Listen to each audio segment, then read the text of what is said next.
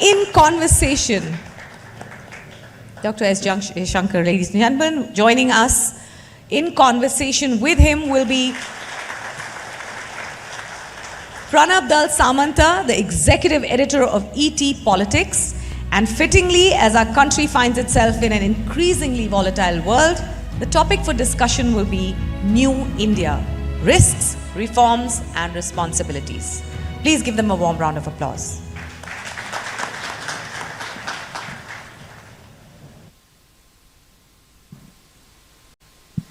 Good morning, Dr. Jaishankar. Always nice to have you with us, and welcome to the first edition of the ET World Leaders Forum. You've been around now from Ukraine to Singapore. Now we have you in Delhi, all in a space of a week or so. My question, how was the train ride?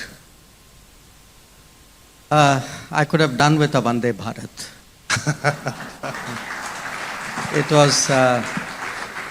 It was about 10 hours each way, and I think given the situation, obviously, you got what you got, but 10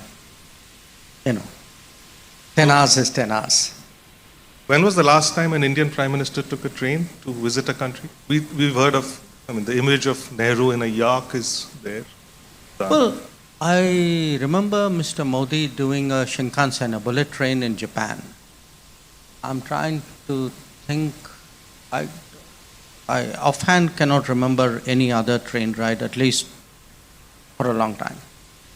So that was a crisis point, current crisis point in the global picture as you see it. There are many such crisis points.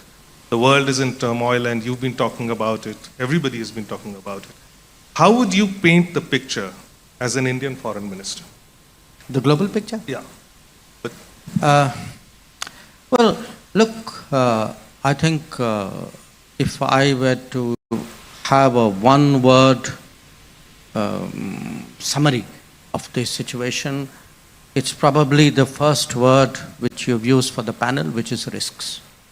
Because what we have seen really for the last 15 years is a steady increase in terms of risks in to the global order, in the international economy, in individual countries. Now, there are a number of reasons for it. There are different kinds of risks. You would say, okay, as climate change has accelerated, there's a set of risks out there.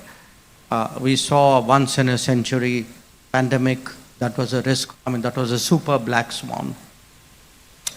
But there are risks which are coming actually out of the process of change. Because there's global change, and change by nature is disruptive. And, you spoke about Ukraine. That's an example. Not the only one.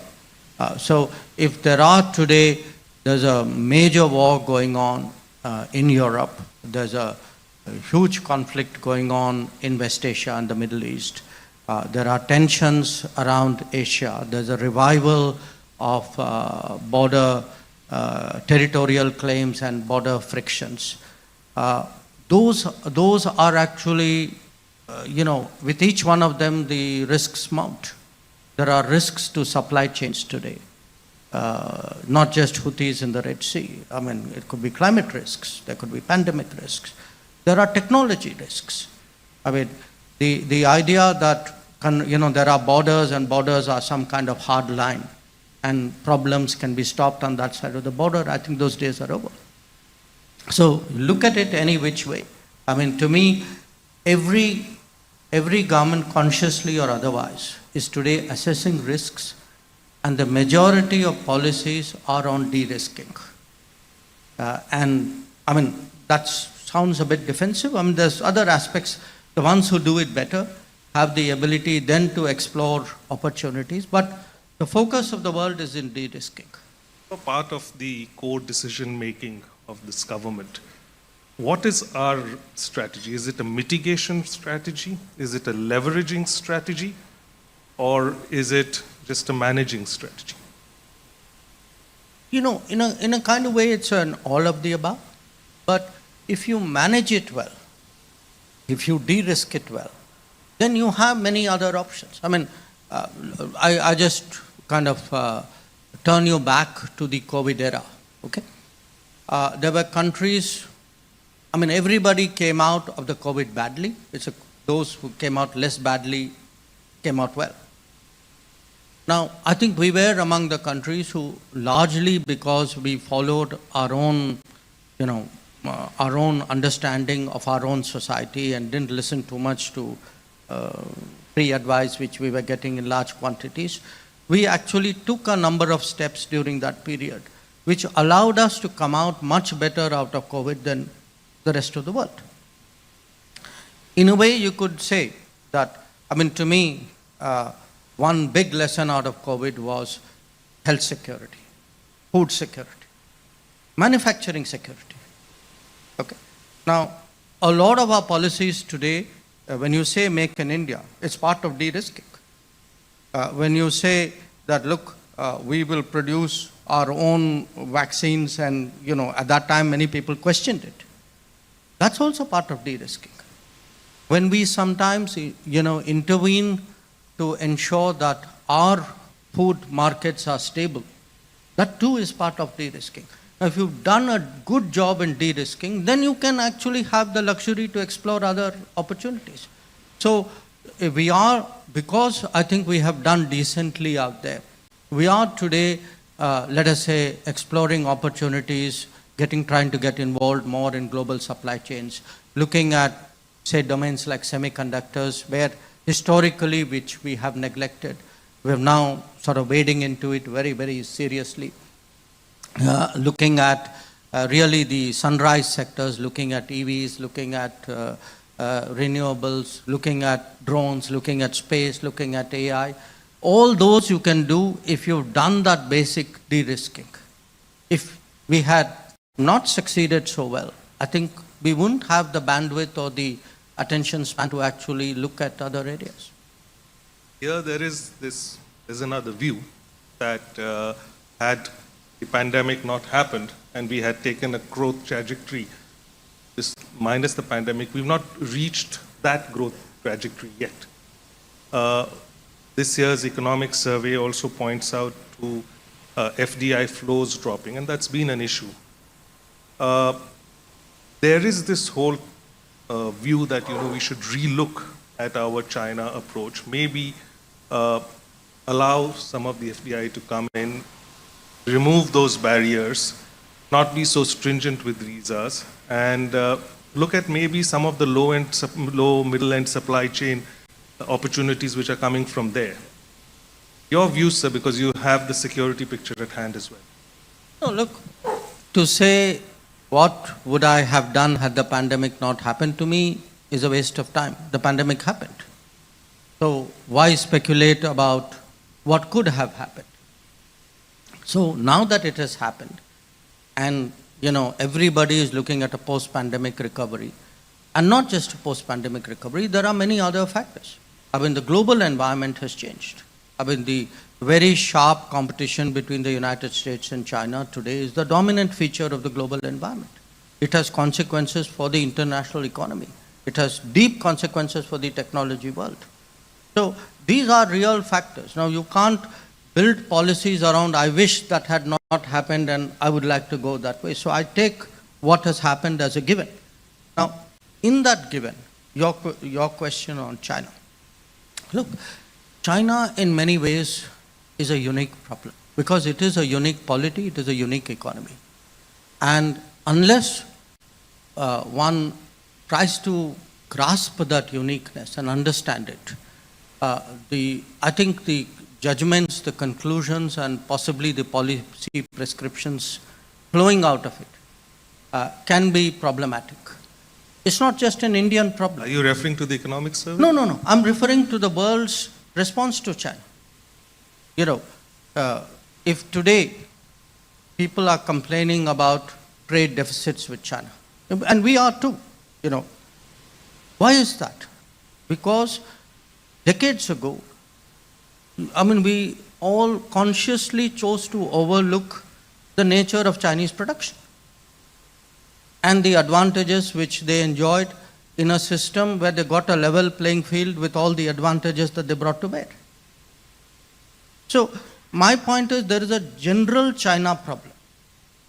I mean, do remember, Pranab, we are not the only country in the world which is having a debate about China. Go to Europe and ask them, what is today among your major economic or national security debates? It's about China. Look at the United States. It's obsessed with China, and rightly so in many ways. So the fact is, let's not make out as though it's only India which has a China problem. India has a China problem, a special China problem. That's over and above the world's general China problem. So my point is, when you look at this,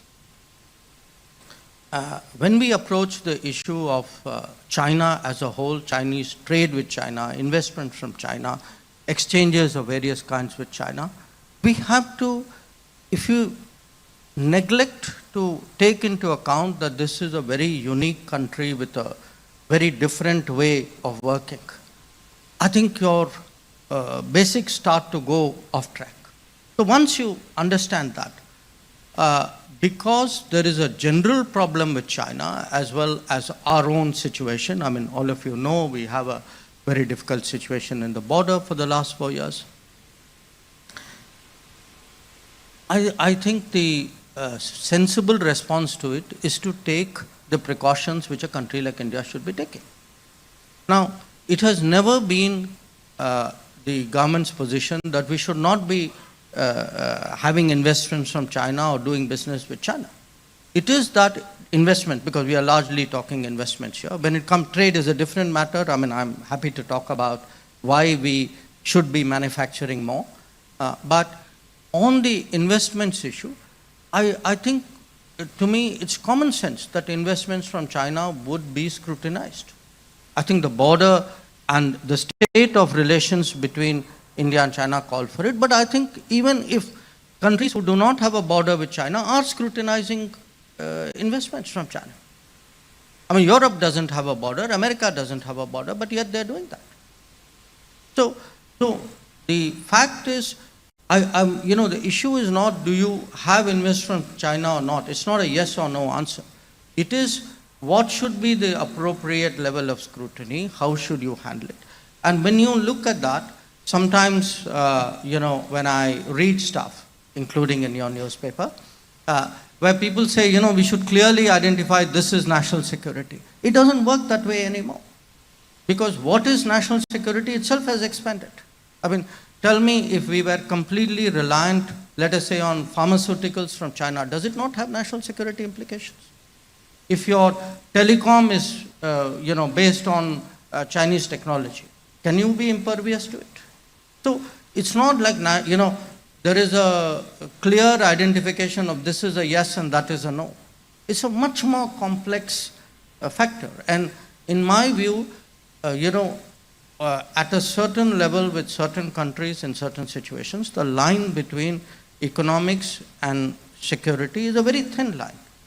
So I wouldn't, sharpen this and make it a kind of a yes or no, we should be allowing them open door or we should close the door. It's nobody's case that either of those two options should be there.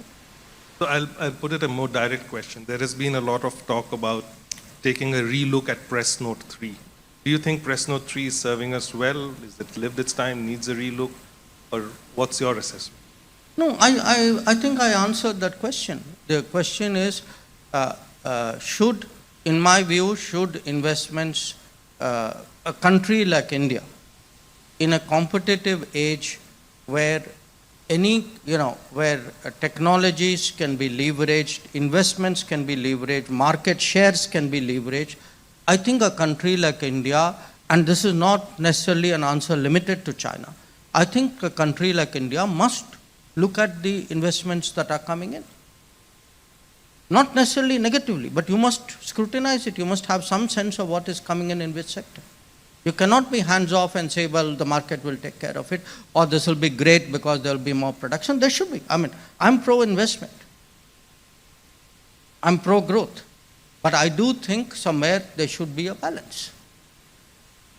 Some feel that the US narrow yard, high fences has worked better.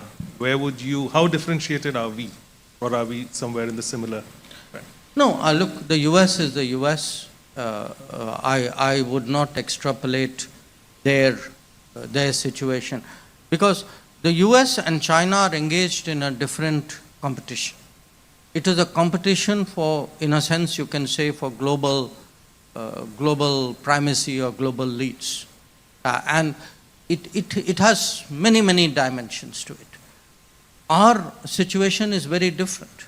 Our situation today is, for years, I've actually, in the name of globalization, allowed, foreign players advantages in my home economy to the detriment of my domestic players.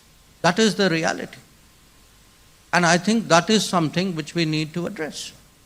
I mean, I genuinely believe that, at the end of the day, we cannot just say these are our bottom lines, this is most, L1 is from China, or, these are the most competitive. All that works, I understand that. I mean, I've had a brief exposure to business myself. But I think there is a larger, even business has a social obligation. And there is an obligation to Indian workers. There is an obligation to our small businesses. We cannot be hollowed out in the name of efficiency and globalization. I think that's a very, very dangerous thing to advocate. I'll move you on a little bit to the wider neighborhood, our closer neighborhood. We all are aware of the multiple crisis point. We know what has happened in Bangladesh. You had a very good statement this morning in the newspapers on Pakistan. Here's my ask to you. Something which has not been talked about much. For the last decade, and you've been involved at various levels, you've used economic levers with the neighborhood. Has that given you better options as you deal with these crises now? And how integrated have you actually been able, because we hear these stories about the power grid, about connectivity. How is it really working in terms of policy options? Has there been a real change? Be honest about that. Let me come back to de-risking. Okay? What happens when you have multiple neighbors?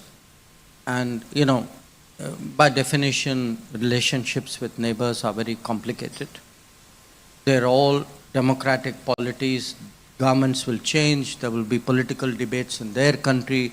Often we will be the center of those debates. It's natural. We are a big country.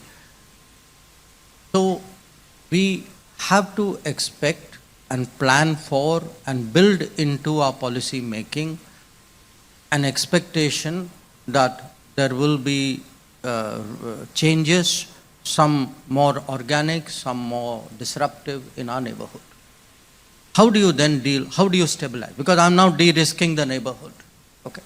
You do that by creating the factors of stability. If two countries are linked by, let us say, a power grid, actually you have secured both ends. One is a producer, one is a customer, both have an interest in keeping it going. If you have a fuel pipeline, the same logic applies. If you have more trade, if you have more tourism, let's say, take Bangladesh. There's a lot of medical tourism which happens out of Bangladesh. Okay, the patients benefit there, the industry benefits here. So the whole point is, for the last 10 years when we've been talking about neighborhood first, the entire exercise is about making sure that there are so many connections in so many domains which are so indispensable, which are so deep, which are so central to everybody's calculation, that the factors of volatility get relatively diminished. So whatever happens finally, people will say, okay, we may have those differences, but there's that reality out there. And I think that's good for us. Are you seeing that change happening in Bangladesh with the interim People are talking about extradition requests to receive. No, look, you are in the newspaper business. For you, it's a 24-hour cycle. I'm in the diplomacy business. For me, I'm prepared to wait at least a few months for anything to fructify. So, I think I would not be in a hurry to call out situations. And look, I'm not saying that to be evasive or diplomatic. I mean, I urge you to look, for example, at our relationship with Maldives last year. A year ago, people were predicting all kinds of things about our relationship. The fact is, the factors of stability at the end of the day kicked in. Look, let me tell you one thing. Our neighbors eventually do know when COVID happened, they got their vaccines because of us. When Ukraine conflict happened, many of them got their fertilizers and their food grains because of us.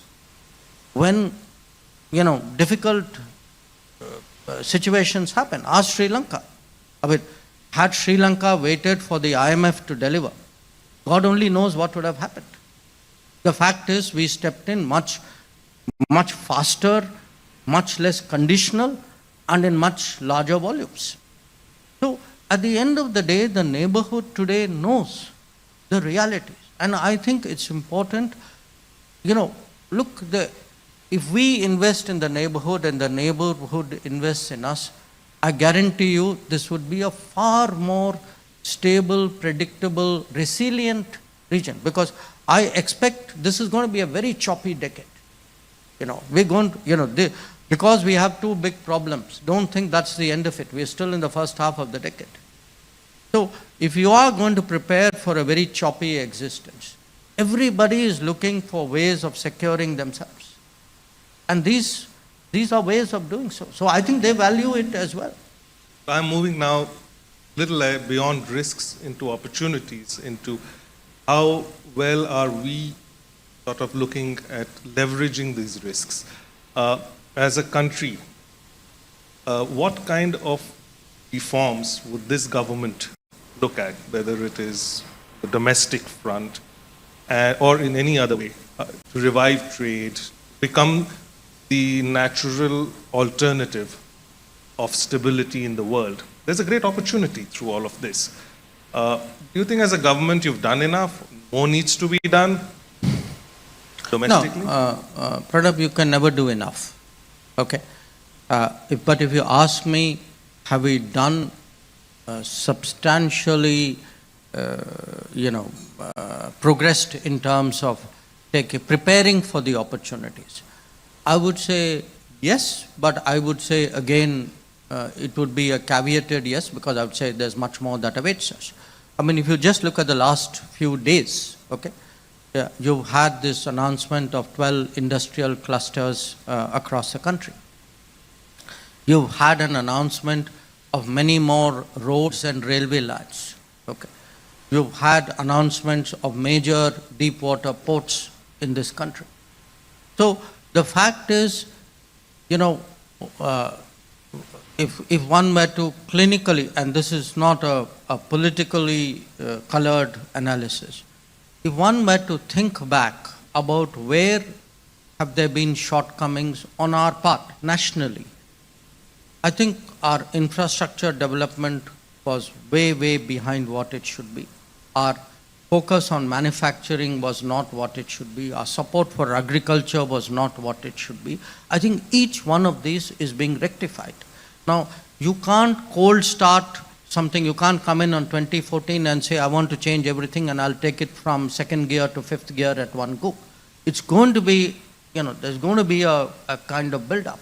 And my sense is, as we hit the third term, a lot of the homework, the preparation, the experience, the relationships, the confidence which we have built up will all kick in. And, when you say, I agree with you. I mean, one of the problems with de-risking is it sounds defensive and it can make you defensive. A country like India should not be defensive. I think we should today be looking at global opportunities. And I see today that the reworking of supply chains as a major global opportunity. I see new businesses We have to leapfrog. That today, even on semiconductors, for example, there's a debate in this country. Should we be investing in this sector or not? The fact is, if you say, well, that investment is very big because I still have those problems to attend, that means you will always be behind the curve. You will be 25 years behind the world because you're still looking at 25-year-old problems to solve. So you have to figure out how to fix the legacy issues while also thinking ambitiously about the future.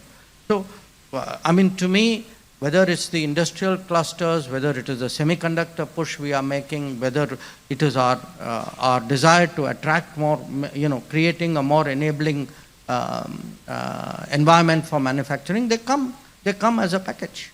But let me ask you a slightly political question. Has the outcome of the recent election slowed down the process for you, or has it delivered a message to actually hasten it? How are you guys seeing it in the government?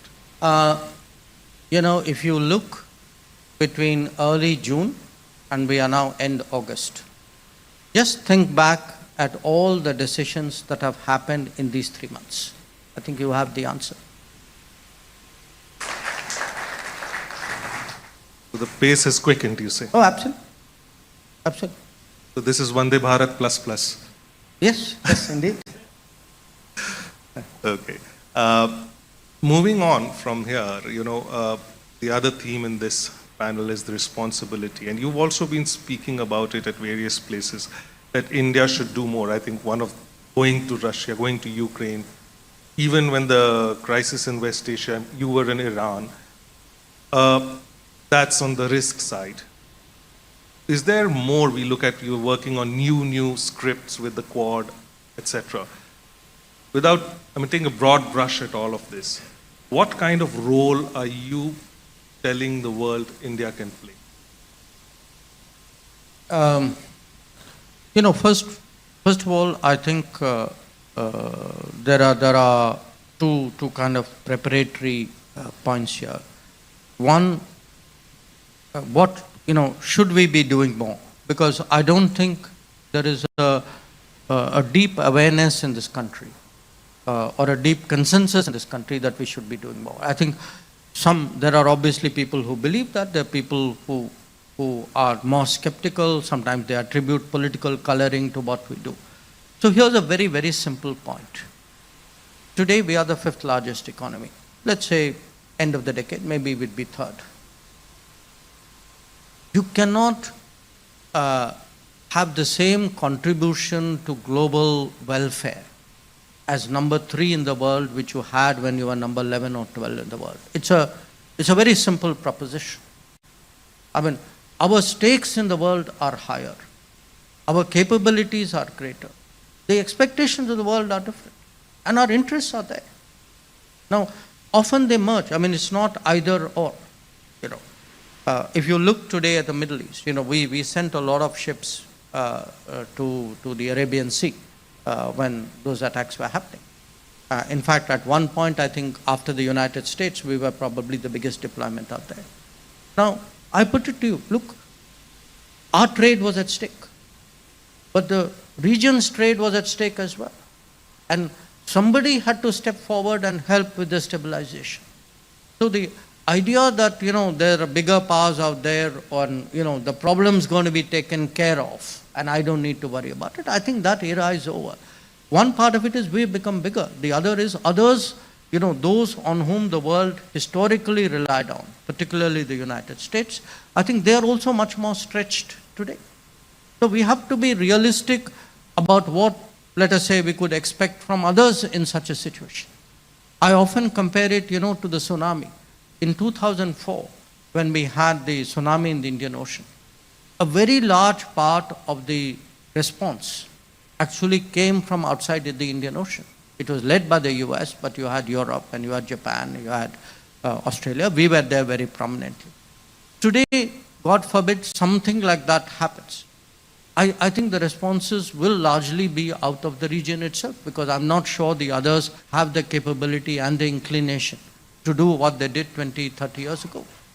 So I do think, as part when we speak about, let us say, the rise of India, we must have a parallel conversation.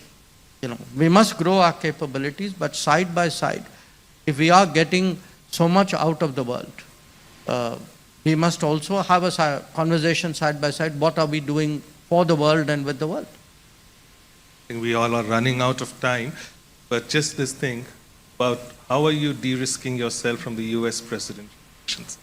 No, I have no risks. Do business with anyone. And absolutely the last question. What did Zelensky tell you? What? Sorry? What did Zelensky tell you? About what? How did he tell you anything as to whether he can talk with Putin, not talk with Putin? Is there a possibility? No, look, what Zelensky told us stays between Zelensky and us. On that note, thank you, Dr. Jaishankar. Always a pleasure having you over. Thank you.